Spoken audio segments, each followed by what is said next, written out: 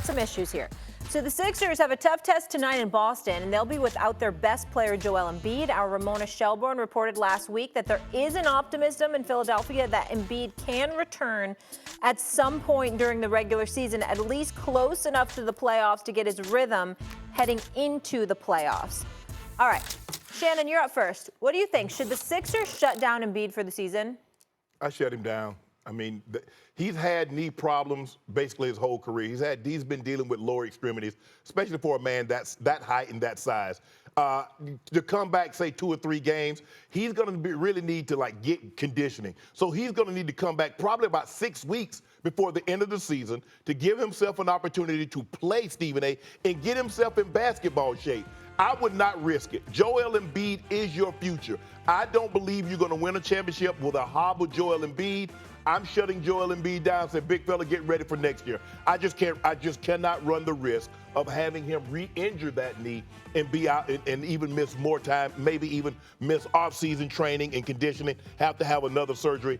It's not worth it to me. I'm shutting him down. Shannon, you know this from personal experience, and Stephen A. also to some degree. We are not wired to shut down, no. Especially if we have the opportunity, as Ramona said, to get some rhythm moving forward and then enter the playoffs.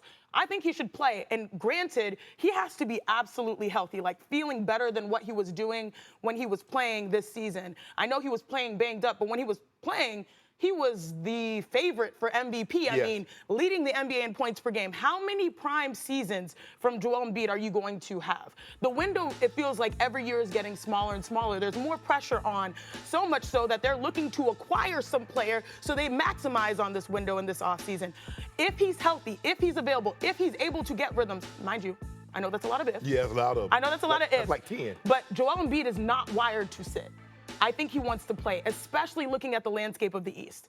The Boston Celtics, they're in a class of their own. The Milwaukee Bucks, what we've seen recently, they're trying to knock on the door. But the truth of the matter is that when Joel Embiid is on the floor, from last year, MVP season, to this year, he's trying to repeat that, giving you those points per game. Plus, Maxey has stepped up. He's an all-star. Now you add Buddy Hield. The team is coming together. You have an opportunity to make some noise in the East and maybe potentially, try to get to the Eastern Conference, finals. Now, I know they could slip down to the play-in, and it makes the path that much harder. But if you look at the landscape, everyone can shoot their shot this season. If he's able to come back and be, let's say, 90% based off of the slow rhythm, you have a shot to make it to the Eastern Conference Finals. Stephen, before you go, do you know what it takes for a man that size to get in tip-top shape? When he's missed time during the season, it takes guys in the off season 2 or 3 months. So you're gonna have a procedure on your knee, and it's gonna take time for you to rehab and to get back into shape. Do you know what it takes? Yeah, I've had multiple, situations with lower extremities, and it is not easy. And I'm like a Slim Jim, right? Yeah. Compared to Joel Embiid. That's 300 pounds. But that's that's a lot. That's a lot. But I do think that he wants to play. I think he sees a team, a lot of people coming into the season saw the Philadelphia 76ers, and they saw more questions than answers. They got a lot of answers so far this season. They want to maximize on this window. If he's able to play and they say, hey, we have a shot to make it to the Eastern Conference Finals and hopefully do something we haven't done before, and then go into an offseason where we now have more knowledge to know who we need to get to really win championships with this next 2-3 years where you're trying to secure Joel Embiid, you take a look at it. Again, he has to feel good. He has to be healthy. He has to feel like he's better than when he was playing. And when he was playing, he was the best player in the NBA. Yeah. Shannon Sharpe. What you gonna do with it? If Joel Embiid said that he was taking his wife and he was going on a trip to Barbados, I'd be scared he was going to step on a rock and be gone for the season. This is what we're talking about. Yes. We're talking about Joel Embiid, who has been in the league since 2014, and there has not been a single season that he has not been hurt. 2014 to 2016, there's very few people on the planet who get drafted the top 3 overall and don't play a game the first 2 years of their careers. That's Joel Embiid because he came in with a foot injury. He's had foot injuries, he's had knee injuries, he's had back injuries, he's had ankle injuries. He's had everything. Let me tell you, he had that stomach issue, had a facial issue as well. So, let me tell you something right now. I'm taking him. I'm putting him any chance I get. I don't give a damn. I ain't sitting him down. I ain't shutting him down. Nothing. If he could give me 10 minutes, I'm taking the man averaging 35 and 11. He's been averaging over 30 the last 3 years, 28 the year before that. The brother's a scoring machine. The footwork is phenomenal. He's maybe one of the greatest skilled big men this game has ever seen. If that brother could give me 15 to 20 minutes at 75%, I'm taking it. I don't care. I'm not sitting him down because there is no such thing as let's get him ready for the next season. Because you can get him ready for the next season, and then he can show up in training camp, and damn it, he's flying from wherever he's flying from to Philadelphia, and damn it, the seats weren't comfortable enough. The seats weren't comfortable enough. His knees aching, the back's hurting or whatever. They couldn't recline. The bed wasn't long enough, so he had to sit up a little bit, and that hurt him. His neck's hurt. It could be anything with him. There's no way I am sitting down Joel Embiid at all. Anytime he can play, I'm taking it. But Stephen A., you do realize, now, okay, he had this procedure. Let's just say for the sake of argument, he had the procedure a month ago. Okay. How much cardio you think he's doing? I could care less. So what is his weight? Okay, let's just say for the sake of argument, when he had the surgery, his weight was 300 pounds. After having the surgery and not doing any cardio, what do you think? I saw a video of him and his beautiful son Arthur on the sidelines, and he looked fine. All right, let me say this to you. Let me put it to you this way. Right? So, Joel Embiid, we know that his skill level is on an elite level, Absolutely. Right? Well, Shannon, let me tell you something right now. You ain't played football in a long time. Yeah. You know, you've been going for a long time. Yeah. Right? Let's say before you had the hip issue, yeah. right? Before that, right? Yeah. Mm-hmm. Shannon Sharpe, you retired, you can't play no more. I'm looking at your crew over there. They know they laughing because they know where I'm going, right? Shannon Sharpe, they asked you to play football again. Ain't a bunch of men out there like the gun does you. It's a whole bunch of Stephen A's out there. You got to go again. Shannon gonna go like this. I can play. I can play. Yeah. That's Joel Embiid. That's the company. Nobody matches up with this brother but Jokic. I'm trying to tell you, he don't have to be elite. He don't have to be in tip-top shape. He don't even have to be ready. When he wasn't in condition, I'm glad you brought that up because I got the stats right in front of me. Shannon, when he wasn't in condition, Shannon, he averaged 27.5, 23, and 28.5. Yeah. That's not in condition. That's an all-star, non-condition But player. then he went to 34. Then he went to 30, 33, and 35. Now he's in Chamberlain. Now he's talking about. Now we looking at him like Shaq. I feel you, but what I'm saying to you is, I'm gonna take something a little less than Chamberlain before I take nothing. You just said he'll give you 15 minutes. Give him 15 minutes. 20 minutes. Get 20 minutes. 20 minutes. Look, damn it, you ain't play 5 minutes in the first and second quarter. You understand? I'll give you off the third. So you get 5 minutes a quarter. I don't give a damn. I give a damn. He's Joel Embiid. I'm going to take it. I'm not sitting that man. Yeah, and anything he could get hurt anyway. Also, he has modified his game. He's no longer just lunging himself at the basket like he used to, drawing these fouls. I don't know if you guys have noticed when you watch the Sixers games, he has one of the most unguardable plays in basketball, and it's the most simple. Literally, it's him at the top of the key. He can't be doubled there, and he gets into his bag and into his package. Shoots over any 7-footer. Right, yeah. Now, the thing that I'm worried about is him blowing through the middle of the lane to finish. But I don't. He ain't gonna be on the court long enough to do that. That's my whole point. So and let me tell you something. And listen. I'm worried about this brother going to Philly and he going to get a cheesesteak. He might trip over the curb. Anything can happen. I'm not taking no chances. Stephen A., Yo, man, you got to play. You got to play. I'm not sitting him.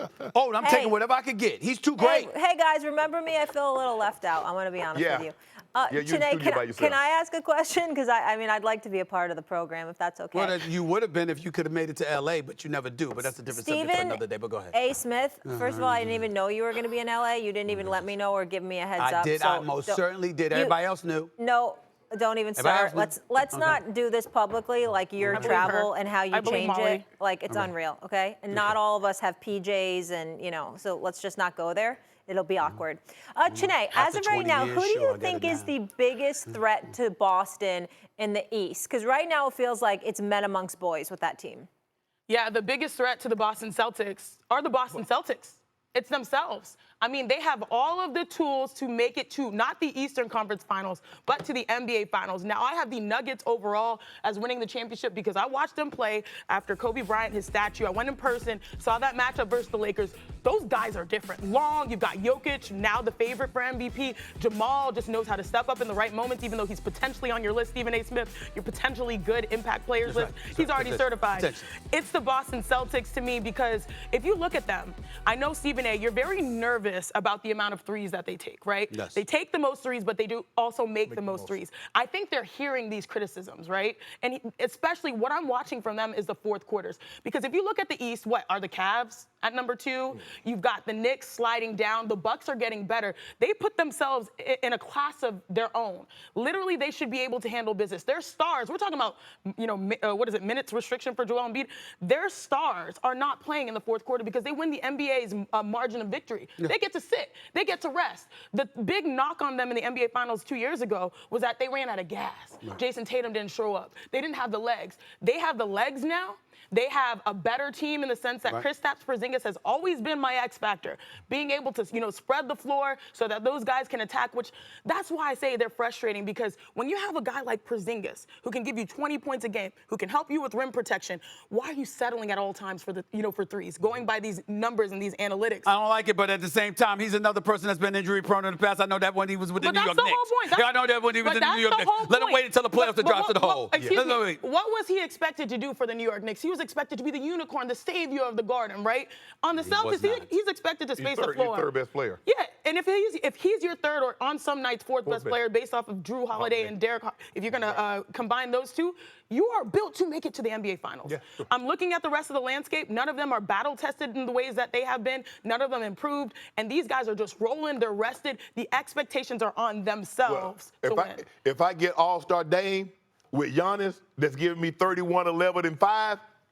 I like the Bucks. Where's the perimeter defense, though? Because as much as they're doing better in transition, they need that perimeter defense to go up against the Celtics. Well, they don't have. Hey, you got what you got, so you got to outscore some people. That's all you got. If Julius Randle, man, go ahead on with this Julius Randle. And the New York Knicks are going to the conference finals. Of course, OG Anunoby, I'm assuming he's going to be back. Mitch Roberts. The defense elevates. They picked up Bogdanovich. Burks coming off the bench is spelling for Jalen Brunson. Why does this stuff matter? And why am I not that just depressed about the injuries? Because if they were healthy, Tom Thibodeau would run them into the ground because he prioritizes the regular season so much. The fact that they are not there, it gives their legs a top opportunity to get healthy, fresh, ready to go come playoff time. And I'm telling you something right now, their defensive prowess. Remember, I said that. And now they got some shooters as well. I'm telling you right now, look out. Remember I said that. Orange and blue skies, baby. Yeah, orange and blue skies. I'm the New York Knicks with Julius. If Julius Randle come back, and I don't know if he's going to. That's a separated show. Then, the in and out, Chris Webber days, all this, I remember that. But if come back healthy, New York Knicks going to the conference finals. You expect we're going to be sad all over again. New York Knicks going to the conference finals. I'm just telling you, man. I'm just telling y'all right now. I'm not playing. New York Knicks going to go to the conference finals. I think so y'all can beat the Bucks, or y'all can beat we can beat the Bucks. Look, I don't even think about it's the head-to-head. I don't think it's the head-to-head. What I'm concerned about, I love New York. I work every day on NBA Today with Kendrick Perkins, who's the mayor of New York. I say I'm like vice president. I love what they've done. But the truth of the matter is, for some reason, and this is where I'm going with Unc on this one here, with the Bucks. For some reason, despite all of their ups and downs, right, their oscillations, the Bucks remain third in the Eastern standings. Right. Yeah. New York, if they're not able to right their wrongs, I think they've lost like 5 out of their last 7 or so games. They should have went off last night, too. Now that you're talking about it, yes. The scriptwriters were in their bag. That's a matter of opinion.